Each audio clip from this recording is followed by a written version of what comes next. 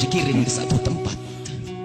Kita harus dibawa ke satu tempat, jangan dibayangkan orang lain. Anda yang dibawa, Anda yang dimandikan oleh orang-orang, Anda yang dikafani oleh orang-orang, dan saat itu pun Anda diangkat di atas kepala orang-orang. Jangan berbangga Anda tidak jadi kemanten saat itu. Anda akan dibawa ke alam barzah, Anda akan dikirim ke kubur. Sadarlah saat itu Anda di atas kepala manusia dan hanya Anda mendengar suara yang indah jika Anda ahli iman. Orang yang bersama kita mengucapkan kalimat indah, La ilaha illallah, La ilaha illallah, La ilaha illallah, La ilaha illallah, La ilaha illallah. Ketahuilah, jika ahli iman yang dibawa di atas kepala manusia mendengar la ilaha illallah, terhibur hatinya dan alangkah bahagianya. Akan tetapi jika dia bukan ahli iman, dia akan menyesal, kenapa aku tidak bisa mengucapkan la ilaha illallah di hatiku. Dia akan dikirim ke alam barzah.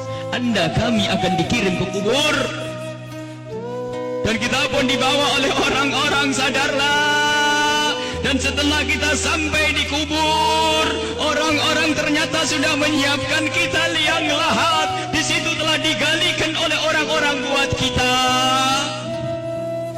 Dan tidak lama kemudian orang ada yang memeluk kita, ada yang merangkul kita, dan itu ternyata rangkulan untuk melepaskan kita di kubur.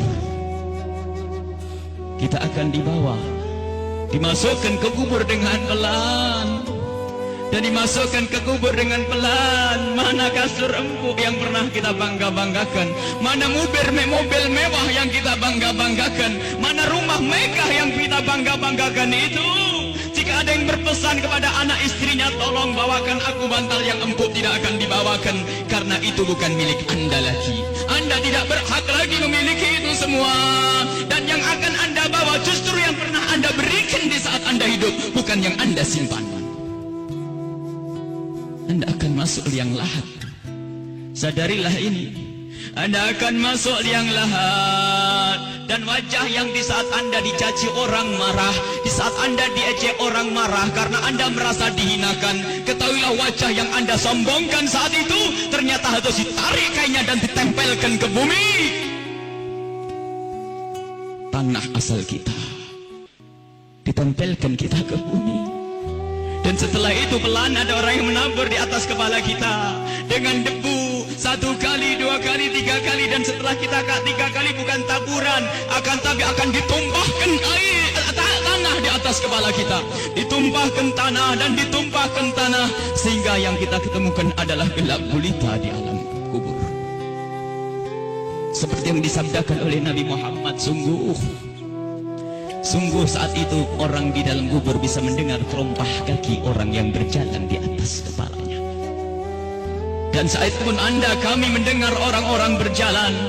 Anda dan kami mendengar orang yang melangkah semakin lama semakin jauh. Dan ternyata hanya tinggal beberapa orang, itu anak-anak kita, itu istri kita, itu suami kita.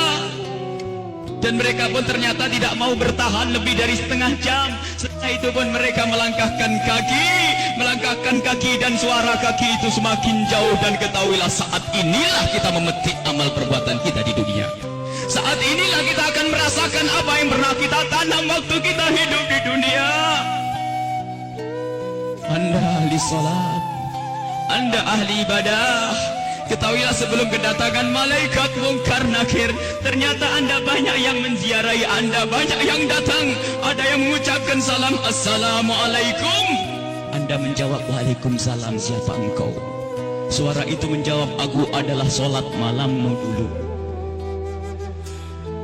Ada lagi yang datang mengucapkan salam, Assalamualaikum. Lalu Anda menjawab, Waalaikumsalam, siapa engkau? Aku adalah sedekahmu dulu.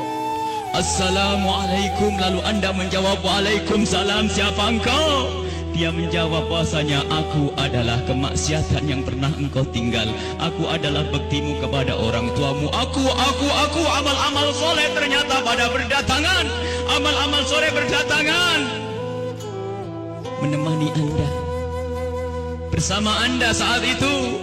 Dan ketahuilah, Anda tidak akan gentar dan tidak akan takut di saat berhadapan dengan makhluk Allah yang bernama malaikat Munkar dan Nakir. Anda tidak takut lagi saat itu karena Anda ditemani amal-amal baik.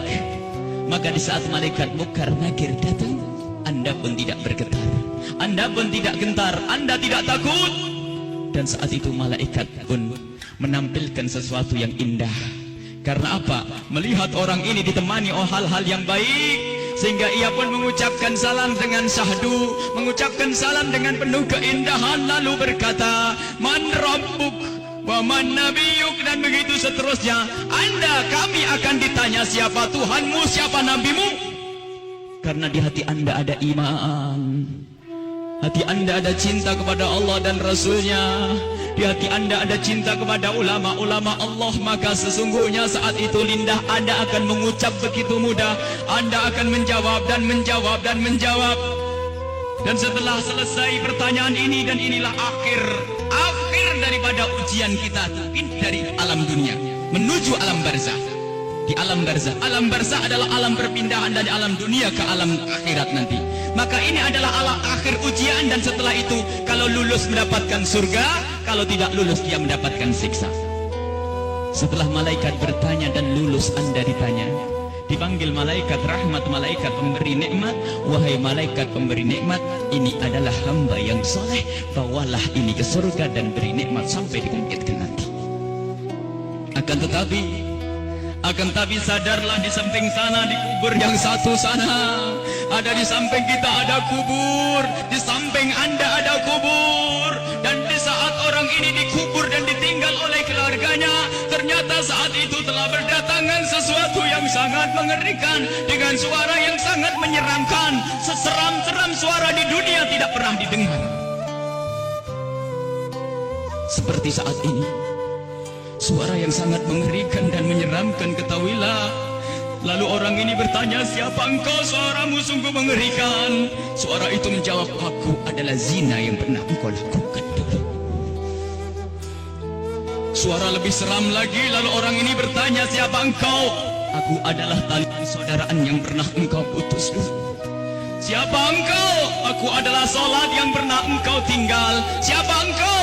Aku adalah durhakaku kepada suamiku. Siapa engkau? Aku adalah tempelengan kepada istrimu. Siapa engkau? Aku adalah dusta, dan seterusnya dan seterusnya.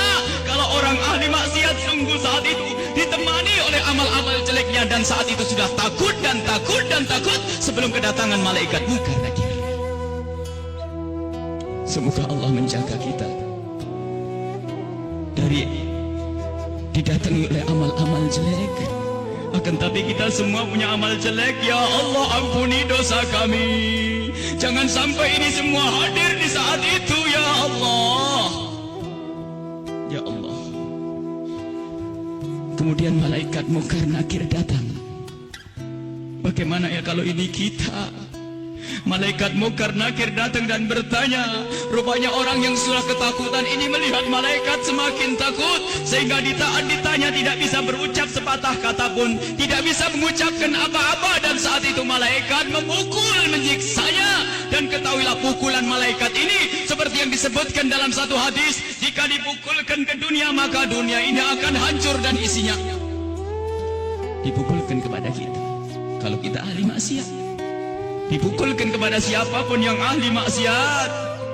Dan saat itu, setelah selesai diuji dan ditanya, maka malaikat ini berkata kepada malaikat penyiksa, wahai malaikat pemberi siksa, ini hamba Allah yang bermaksiat, siksalah dia hingga nanti dibangkitkan.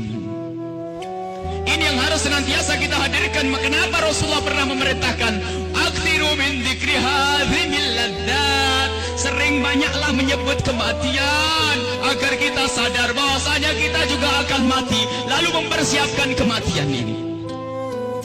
Al-kayyisu man dana nafsahu lima ba'dal maut. Orang cerdas itu yang mempersiapkan untuk kehidupan setelah mati. Seorang sahabat bertanya kepada Nabi Muhammad, ya Rasulullah, ayyun nasi akyas, orang apa yang paling cerdas ya Rasulullah? Dijawab, aktsaruhum lil mauti dzikra, yang paling sering menyebut kematian, yang paling sering mengingat kematian. Wa ahsanuhum lima ba'dahu istidada, yang paling banyak untuk mempersiapkan setelah kematian itu adalah orang-orang cerdas. Dan ketahuilah, siapapun yang selalu ingat kematian itu akan semakin indah tingkah lakunya. Jangan dianggap kalau ingat kematian orang ini akan cemberut. Jangan dianggap kalau orang kematian dia akan selalu muram. Tidak. Orang yang selalu keingat kematian akan semakin indah di dalam berinteraksi dengan sesama. Dia tahu bahasanya senyum kepada istri itu pahala, maka dia akan sering senyum. Dia tahu bahasanya menghargai suami adalah pahala, maka dia akan menghargai suami. Dia ngerti bahasanya tegur sapa, sopan santun, saling kasih dan cinta kepada tetangga itu menghadirkan pahala, maka dia akan bersopan santun dan bersaling kasih. Maka orang yang sering mengingat kematian itu akan menjadikan dia semakin baik di dalam kehidupan ini.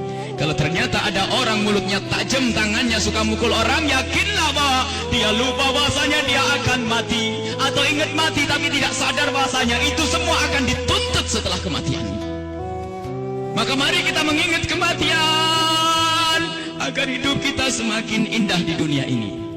Semua yang kita lakukan di dunia ini akan kita petik buahnya di akhirat. Udhkuru aktiru min dzikri hadimil ladzat. Hadis yang diriwayatkan oleh Imam Tirmidzi dan Ibnu Hibban. Bahasanya, perbanyaklah engkau menyebut kematian. Bahkan banyak sekali Rasulullah memerintahkan satu amalan tujuannya agar mengingat kematian, termasuk ziarah kubur.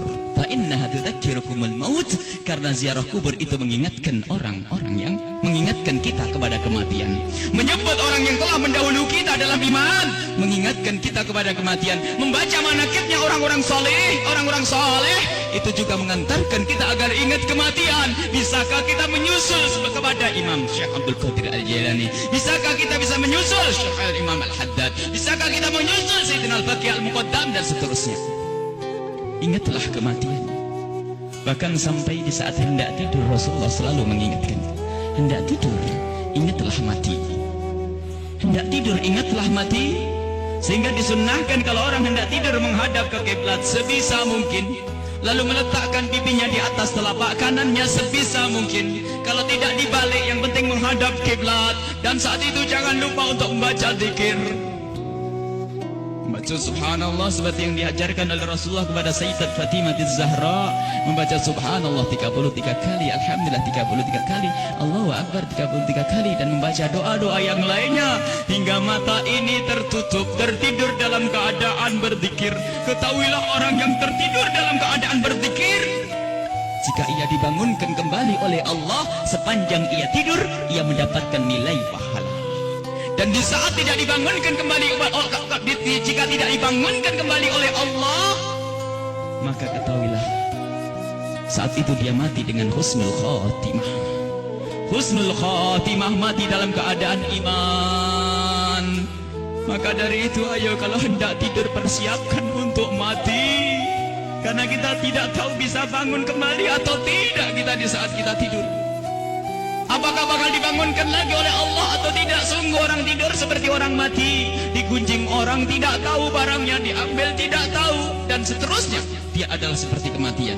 Maka dari itu kalau hendak tidur persiapkan untuk mati. Jangan sampai kita lelap dalam tidur di saat kita lagi asik mendengar satu lagu, katanya lagu pengantar tidur. Apakah tidak takut jika anak kita lagi mendengar satu lagu pengantar tidur, tak taunya anak kita tidak bangun lagi? Kita tidak tahu ternyata yang didengar adalah hal yang semacam itu. Mau kemana dia nanti? Mau tidur bermaksiat, mau tidur gunjing orang, mau tidur memutus tali persaudaraan. Apakah dia yakin bahasanya besok pagi akan bangun?